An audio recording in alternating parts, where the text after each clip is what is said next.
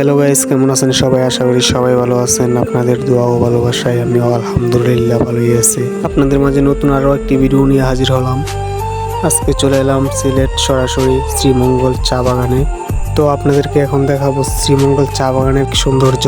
Finally এই মুহূর্তে আমরা এখন চা বাগানের ভিতরে আছি। এই জায়গাটায় প্রায় 1 ঘন্টা ঘোরাঘুরি করলাম।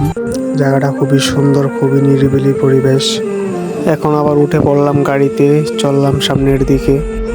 আবারও সামনে ভালো একটি জায়গা দেখে গাড়ি দাঁড় করাবো, দেখবো ওদিকের কি অবস্থা।